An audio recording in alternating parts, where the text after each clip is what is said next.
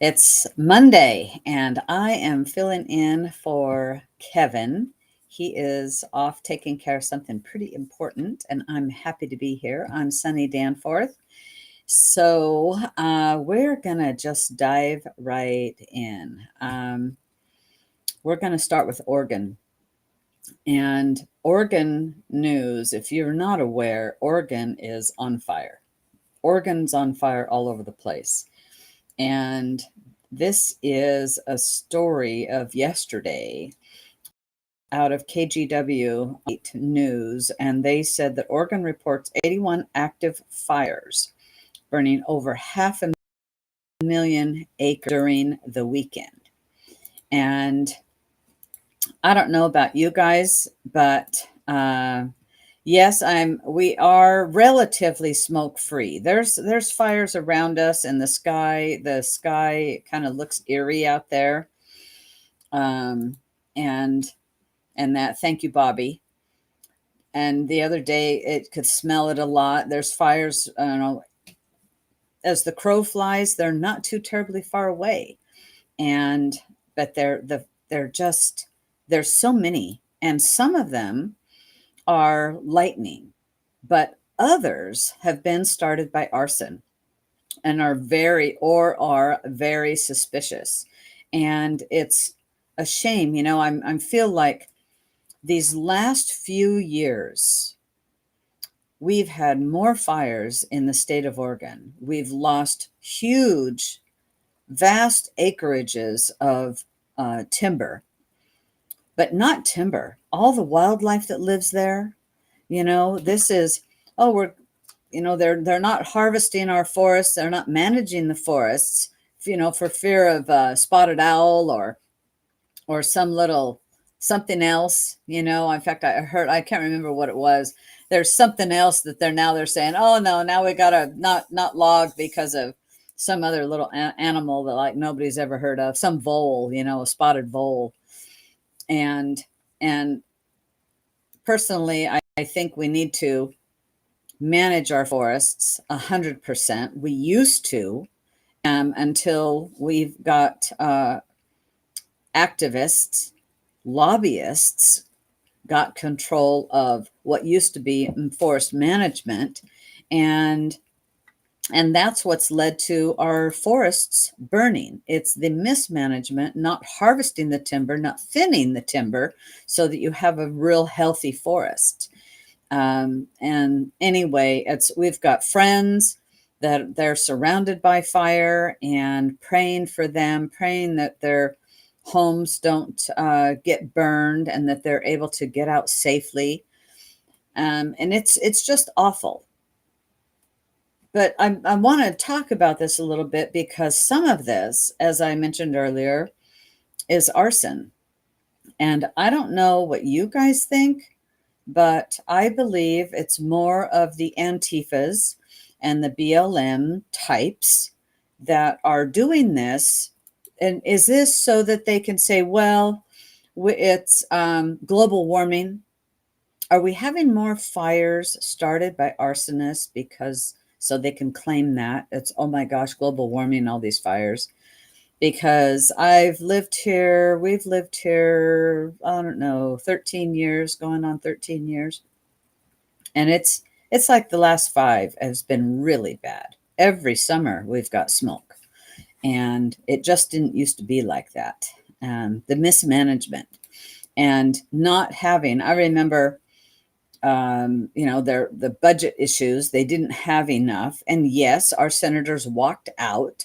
And so there was a lot that didn't get done, but they walked out for a damn good reason, because the Democrats in Oregon are trying to push very extreme bills.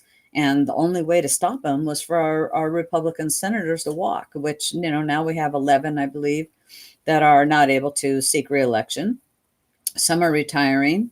And so some budgets didn't get passed. And I remember some of it, they had to have, an emergency meeting or something, that to pass some more budgeting for the wildfires.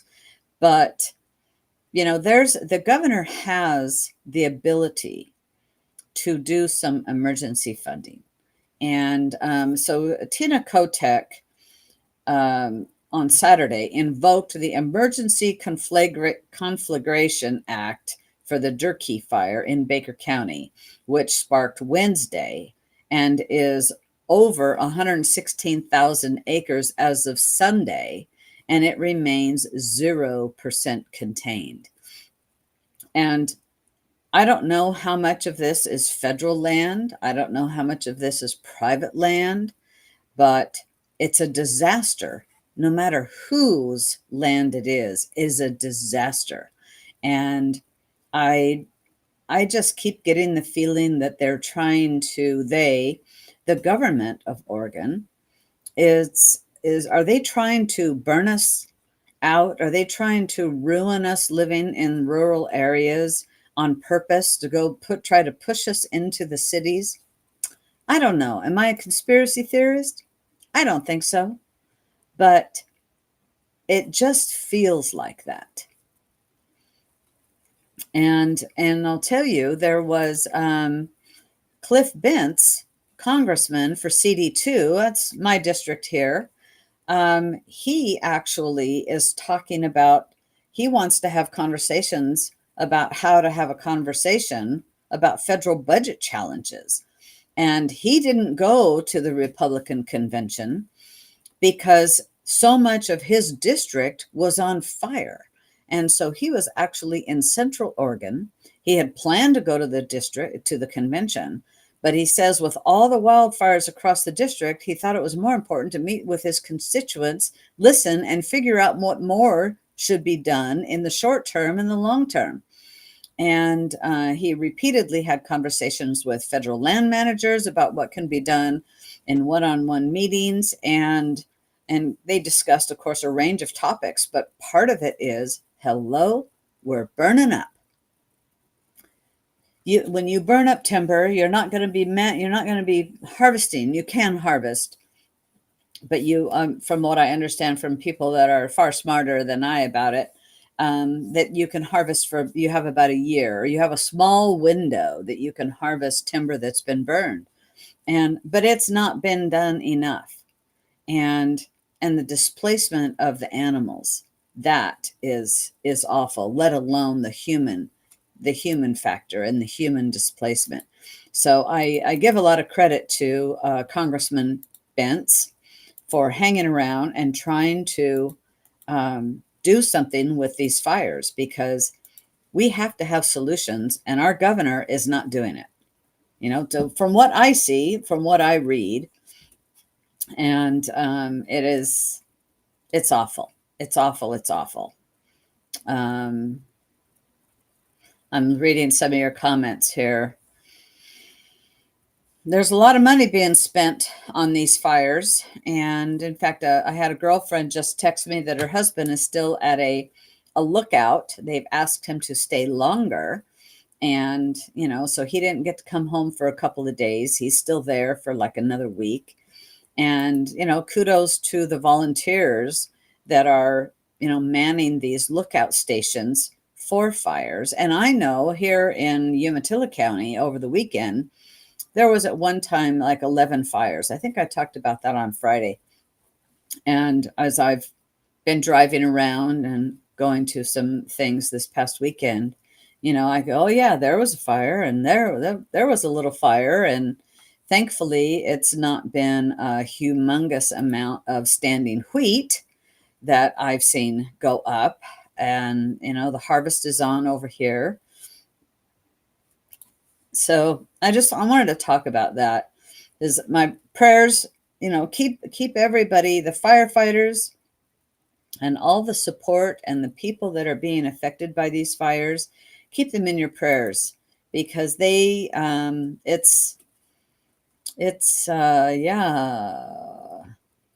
I'm reading what you're saying there, Marie. No home ownership, no farms, no water, CBDC, right? And it's so just pray for everybody that is affected and fighting all of these fires in Oregon. And I know there's fires in Idaho, there's fires up in Washington state. It's the Pacific Northwest is ablaze. And yeah, we kind of had some storms roll through last night and some wind that wasn't helping. Well, a little more on to Oregon, and this is a study that when I saw this, we know our education system in Oregon is really bad. I'm posting this story here, and it is out of K2. Oregon has the 7th worst school system in America. So there's a recent study. According to a recent study, Oregon has one of the worst school systems in America, getting an F grade. We all knew that, right? When you have no standards, that's what happens. Getting an F grade on its report card in test scores and dropouts, and scoring an A in high spending, despite having a weak system. So if you recall on Friday, we talked about they're asking for wanting to put more money. The governor, Kotek, wants to put more money into a failing system. And just because you throw more money at it does not make it work. It's piss poor management, quite frankly. Let's just call it what it is. It's piss poor management. Be it from the governor to Oregon Department of Education, it's bad. And so, and they say here that in Wallet Hub, a personal finance organization, said that public education spending in the U.S. has reached over $16,000 per pupil each year. Now, I have a question. Does that include feeding them breakfast and lunch, that money? Because they're there for school. And then they've turned it into, we've got to feed them lunch. And not everybody can buy it, so now we're just going to feed them all. So getting enough funding is essential for a productive school system, but simply having more money doesn't guarantee success. And the company says it compared the 50 states and the District of Columbia across 32 key measures for quality and safety. And Oregon's data breaks down something like this. 1 is best, 25 is average. And overall, Oregon ranked 45. They're 42nd in math test scores, 43rd in reading test scores, 44 in pupil-teacher ratio, 20th in the median SAT scores, which they're not even doing that anymore, I don't think, and 23 in the median ACT scores, 17th in the percent of licensed certified public K through 12 teachers, and 44th in dropout rate, and 33rd existence of digital learning plan. Do we have to have a digital learning plan? I don't think so. So that, to me, I don't care about that. And then they try to compare us to some other states, and it just doesn't need to compare. It's what we have here in Oregon, and frankly, the school system is it's atrocious. It's absolutely atrocious, and we got to do better. And now I saw a story. I'll just tell you the headline I saw. Oh, some other school district is thinking about striking. Oh, yeah, that's what we need, to pay them more for doing less. It needs to be competitive. You need school choice, and it has to be competitive. And that's how you get better schools. It's absolutely how you get better schools. Competition breeds better services and better schools, better hospitals, better everything. And speaking of hospitals, hospitals are losing millions, and now they could face a 3% tax. So we've talked about this. There's a ballot measure that might be coming onto the ballot. I don't know if they've gotten their signatures or not. But for the healthcare system, so listen to this. According to the Oregon Health Authority data, for the third quarter, Oregon hospitals collectively lost $10 million. Previously, they have lost over $100 million in a given year. As a result, many Oregon hospitals and medical centers are closing. Now comes a ballot measure this November that would tax them 3% on revenue. Note, a 3% tax on revenue. That means even if it's losing millions, they have to come up with extra millions to pay the tax if it's passed by the voters. This is that 3% corporate tax that they would like to see on the ballot, and they would like to see the Oregonians pass it, and then have basically universal basic income of $750 a month for everybody who lives here. And so this would be a tax on top of the hefty 300 million healthcare tax levied by politicians a few years ago. So if you wonder why Oregon's healthcare system is going in the gutter, now you know. You know, it's when you make it so difficult to be in business, then that's what happens. Businesses fail, and healthcare is a business. Hospitals and the clinics, it's all a business. It's a business that we need. It's a business that we survive on. You know, I can get by without having the Circle K or the little 7-Eleven or that on the corner. But, you know, if you have an emergency, you need a hospital. There used to be 2 in Walla Walla. There's now 1. And when we had 2 over in Walla Walla, they were full. They were full.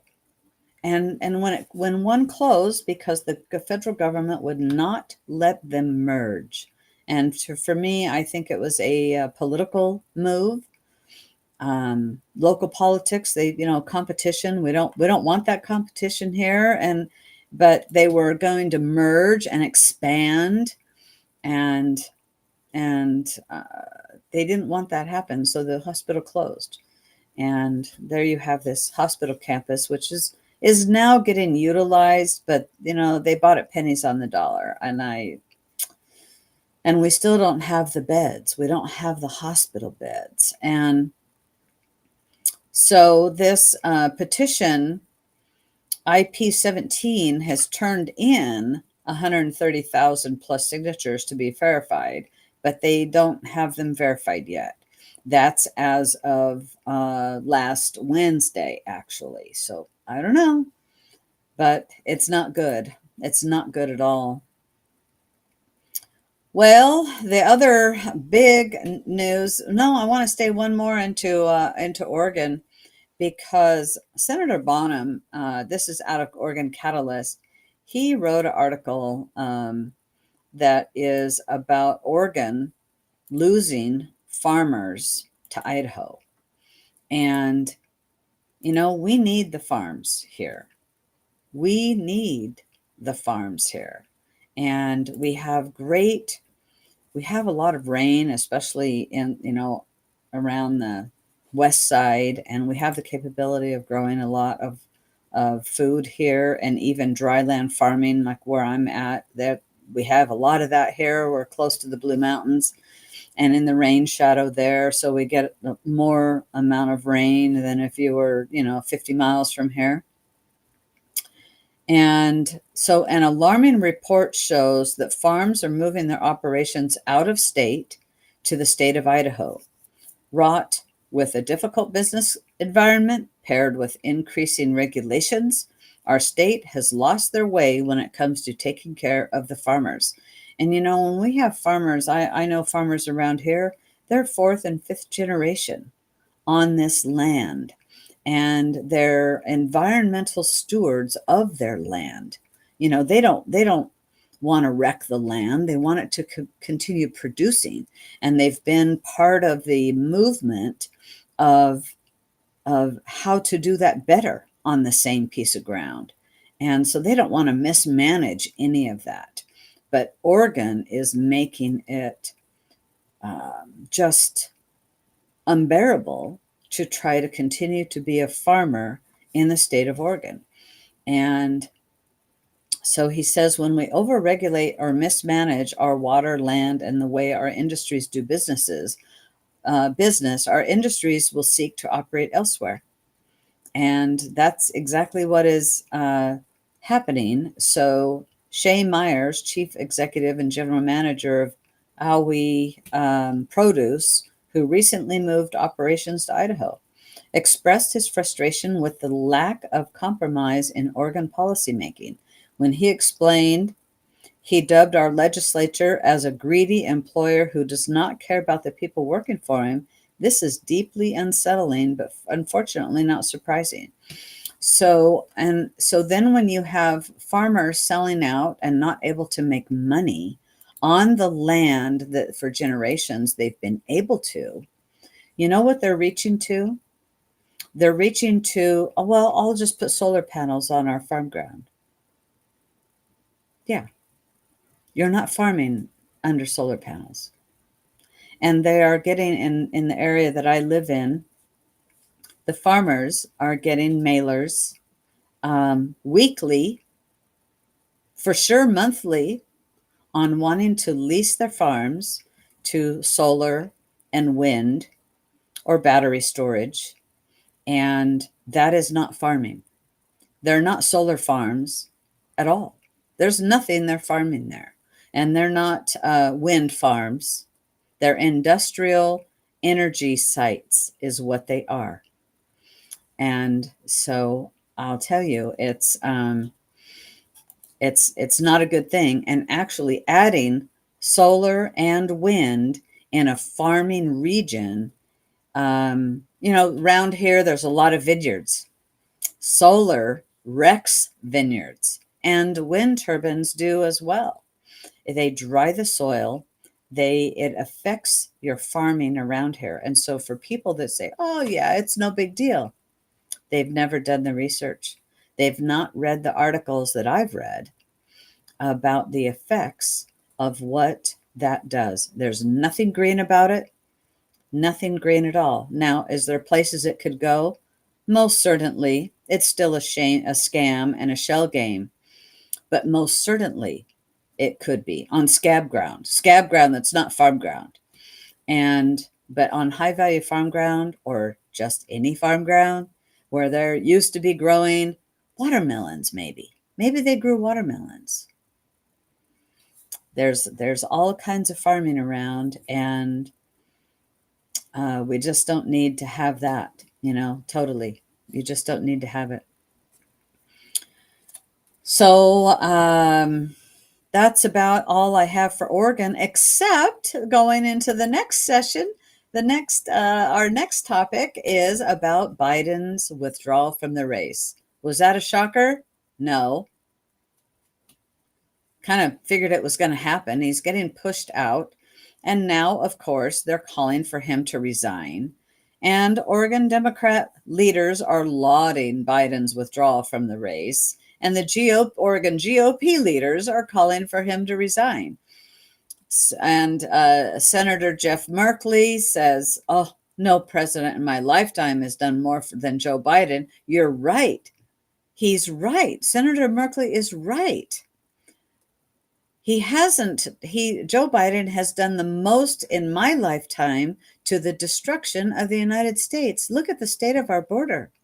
Look at the immigration by design that they've done, the great replacement that he has done, or I should say the shadow government, because I don't believe Biden's ever been in control of any of it.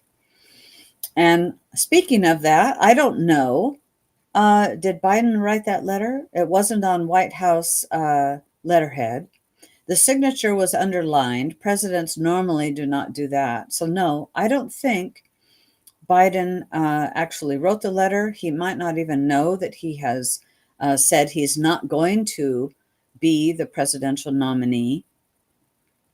And so, yeah, that's what happened just yesterday. And the big shuffling's happening in the Democrat Party.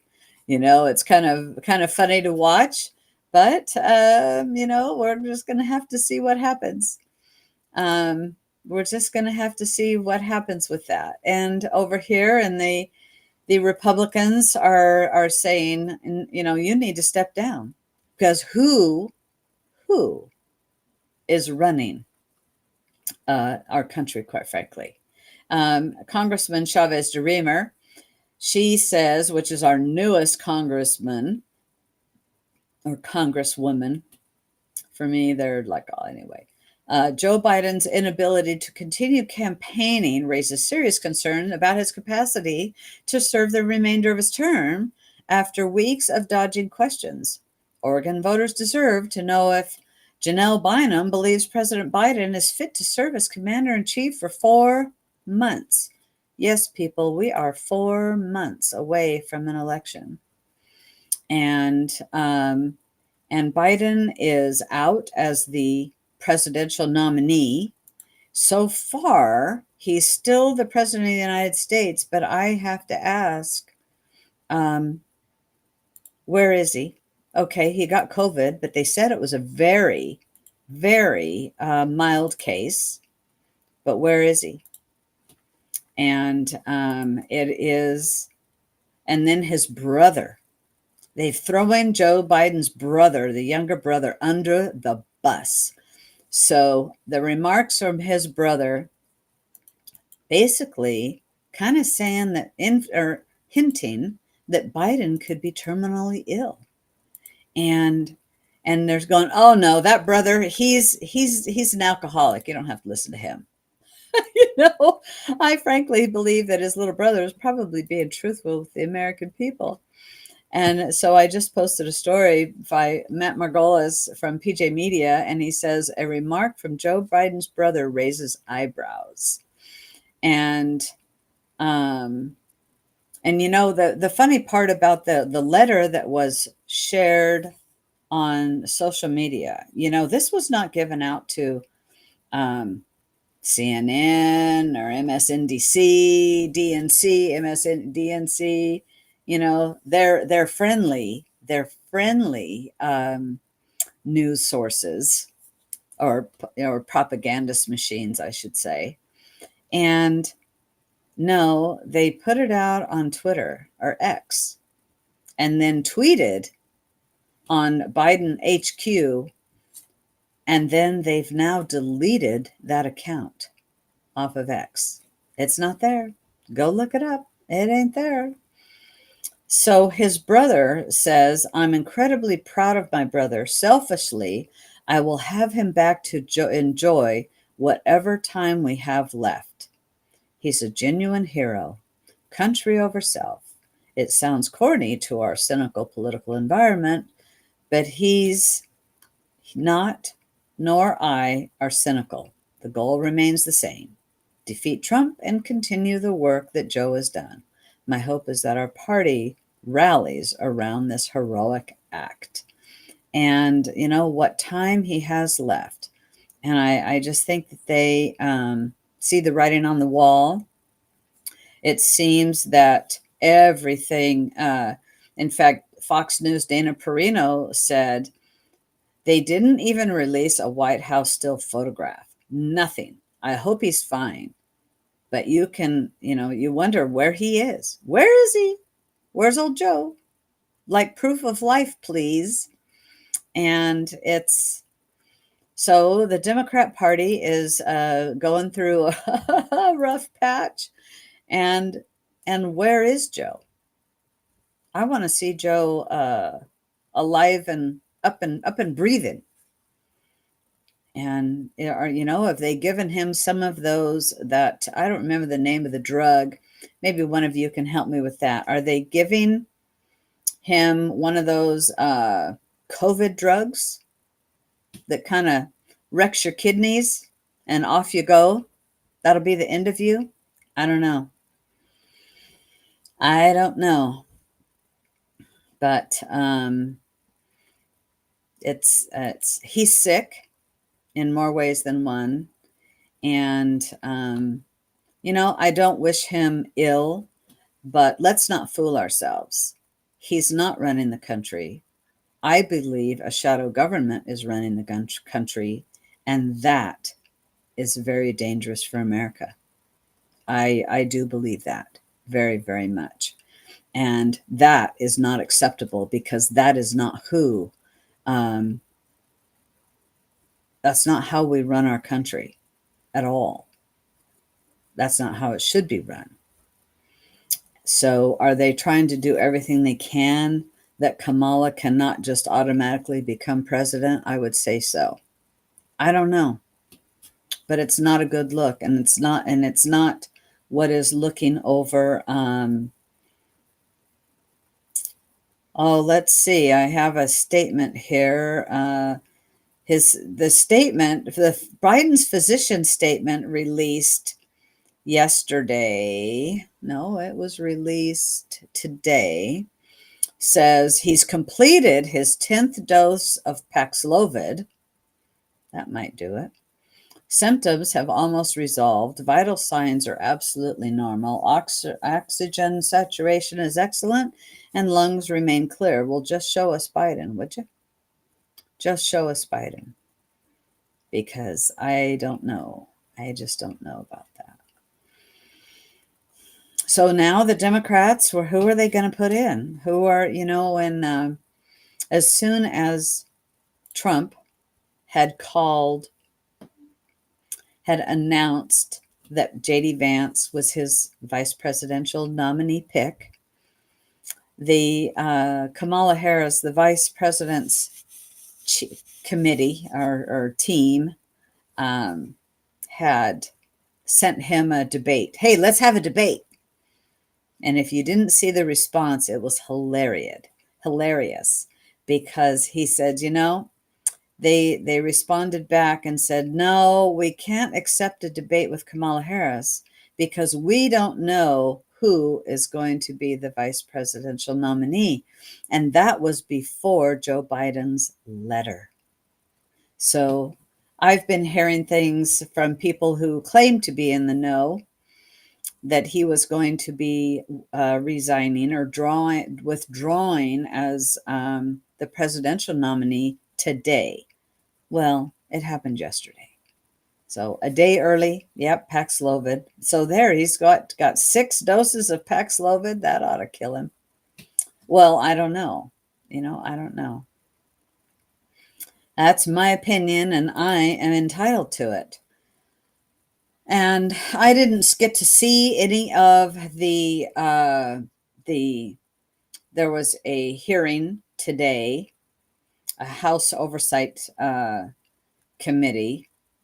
The House Oversight Committee, Chairman James Comer, he had called a hearing, with the Secret Service director. And I didn't get to watch any of that today, but now they're calling for her resignation, saying, you know what, you're not giving us anything. And there were some things that she actually ended up saying that there's, it was a gross failure. Clearly, it was a gross failure. You bet it was. And but I'll tell you, both sides, here we are, that both sides are actually calling for her to resign. And she has said, I'm staying, and so we're going to have to see how this all plays out. But the person is incompetent. The woman is incompetent of running an agency. But, was this by design? It looks that way. It appears that way. I don't know. And this other story, being a woman, I'm going to talk about this. The elephant in the room, female Secret Service agents. And, when Don and I were talking about this on Wednesday, Don Anderson and I, and being a woman, I can say this. You don't have to agree with me. That's okay. No skin off my nose. But if you are a Secret Service agent, and the person that you are to be keeping safe is 6 foot, 6'2", 5'5", 5'7", it's not cutting it. Every agent, male or female, needs to be as big as whoever they're guarding. There's other jobs. You have the job that fits what you are capable of doing, not what you think you are capable of doing, but are capable of doing. And that was one of the worst, watching the video over and over and over of the women that are not able to holster their gun, not able, what do we do now? I don't know. Were they part of Homeland Security that are working from the airport? I don't know. I don't know. And, the person might have a lion heart. Good for her. But they were incapable of keeping the former Vice President of the United States safe. And I'll say it all day long. It was awful. So women, you know what? You might want to think, be superwoman, but you're not superwomen. We're not built the same. Doesn't mean we're not smart, but physically, we are not built the same. Emotionally, there's so many differences between men and women are capable, but there's some things they're not capable.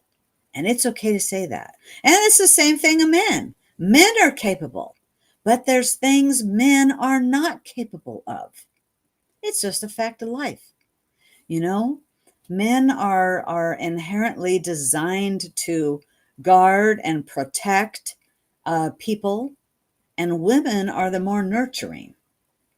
That's all by design, right? By design. Women have kids, men don't. And there is a separation, and it's okay. There's nothing the matter with it. And I don't say this to put women down, but it is about merit, what you can do. We've seen it. This is DEI stuff, and it's wrecking our nation. It's wrecking the organizations from doing what we used to be so very good at least what I thought, until you see something like that. Like I said on Wednesday, and I think again on Friday, and I'll say it again today, it could have been a woman sniper up there. You don't have to be 6'6" to be a sniper. You can be a very good shot and be a woman. There's other things that women can do that are still very, very important jobs. So I'll tell you, it's I just don't like seeing that, I just don't like seeing that at all. Well, something else about this deal with Biden is Kamala. There's going to be a legal battle about getting the money that Biden has, because he can say it's going to go right to her, and he can change the name of the PAC to her. But the FEC chairman, the Federal Election Commission chairman, said, not so fast, because under presidential elections, there are specific statutes. So we'll see how this all shakes out. And he's got like almost $100 million in there, and which is one of the reasons they frankly need her, because if anybody was going to get it, it would be her. But the FEC chairman has said, no, the money probably needs to go back to the donors. So reading a little about that, it's going to be interesting. Now, I guess she's raised some money already all by herself, amazingly. And the donors had said, you know what, we're just not going to give. So is that part of what dried up? The Biden family says, well, the The stream of money's drying up. We better get out while the getting's good. I don't know. So, so Kamala Harris, I'll just call her Harris from now.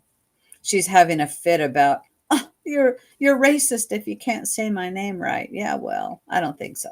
I don't subscribe to that. And but she's meeting with donors, raising some money.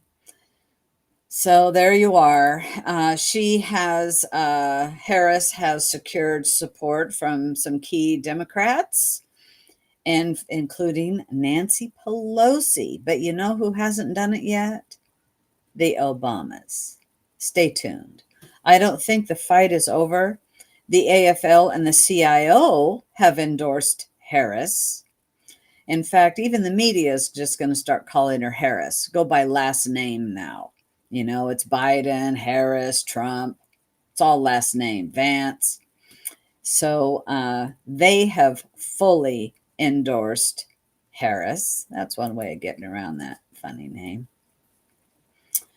But, and let's see, you know, I want to talk about something else real quick, and then I have to go.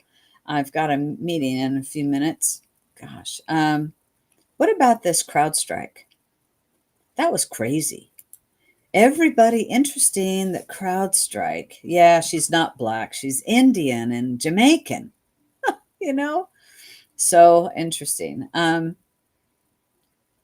This CrowdStrike thing is interesting that it didn't affect all the airlines, but it affected a lot.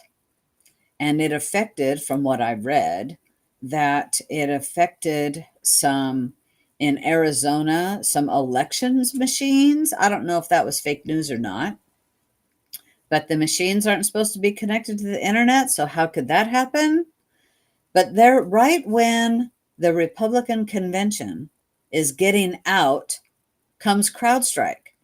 People had a heck of a time trying to get home, especially the poor Oregonian delegation. And, you know, with lots of canceled flights, lots of waiting in lines and whatnot. But this was all over the world. And they've got major clients. Their stock fell 13% or tumbled nearly 12%, I should say, on Friday. And so this is some of the biggest companies of Google, Amazon, Intel are customers. And it's an American-based company out of Texas, Austin, Texas. And in fact, you know who's moving to Austin, Texas? X is moving to Austin, Texas. Yes, it is, formerly Twitter. But it's interesting that so much, this is a big company. It has almost 8,000 employees as of January. And to cause so much havoc, very, very interesting is, you know, and they said it was an update to their system. A lot of damage, and that has not gotten resolved. Actually, there is still a certain percentage of their customers, less than 1%, I guess, that are still affected. This thing on Saturday affected 8.5 million Windows devices. Didn't affect mine. I'm on Windows. And yeah, crazy deal. A lot of speculation about is this a test run? I haven't any idea. And okay, yeah, it's just I don't know. I don't know about that. Hey, Trump got a win. I want to tell you about Trump getting a win. Trump has not a class action. He has a defamation case against the Pulitzer board. And the Pulitzer board had asked for the case to be thrown out. And the judge said, and it's a court in Florida, said, no, We're not throwing it out because there's enough evidence with what Trump has presented that has been true, that and the Pulitzer board is giving out prizes for fake news, fake stories. And so he won the fact that the case is not getting thrown out of court. It's going to court. Trump is going to court in a defamation case and against the Pulitzer board. And I am so glad. But I'll tell you, people, watch out for what's going around the world.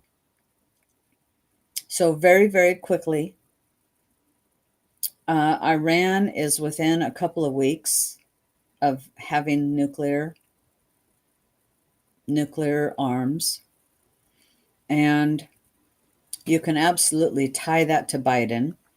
Over in Ireland, the people in Ireland are rioting because of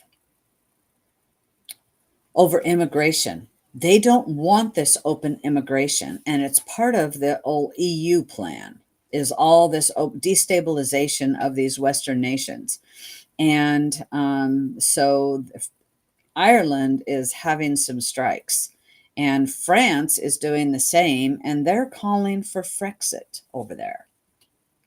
Pay attention to what's going along in the world, not just here in America. Pay attention to what's going on around you. Things are changing, and stay tuned. Kevin will be back tomorrow.